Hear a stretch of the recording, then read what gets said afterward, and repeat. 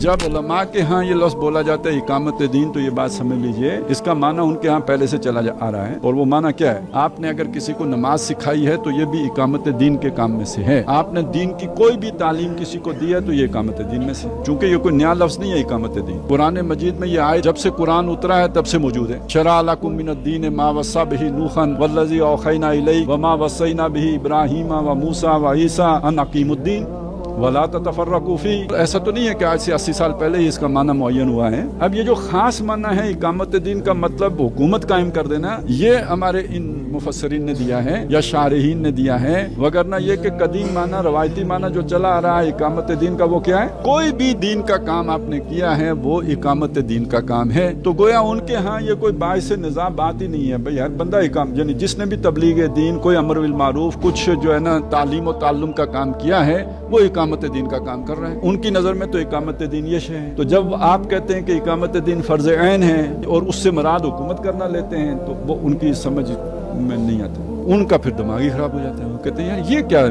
नई जुगतबाजी है, ये नई चीज है, तफसीर बिल राय है, ये फिर सारी चीजें ये आ जाती है। तो ये समझ लें कि वो उनके यहाँ उसका माना और है, आपने उसको नया माना दिया है। तो ये अपनी अपनी इस्तिलाहात की बात है। लेकिन ये जो तस्वुर है निजाम कायम करना, हुकूमत कायम करना, आया ये उनके यहाँ है ही नहीं। ये बहुत बड़ी बात है। ऐसा नहीं, उनके यहाँ है, उसकी इस्तिलाह और है। आप किसी भी आलिम दीन से जाके पूछें कि नस्ब अमारत का दीन में क्या मकाम है, इकामत दीन पूछेंगे तो यही जवाब मिलेगा जो मैंने आपको बताया। उनसे पूछे नस्ब अमारत का क्या मकाम है, फिर आपको आपके मतलब का जवाब मिलेगा।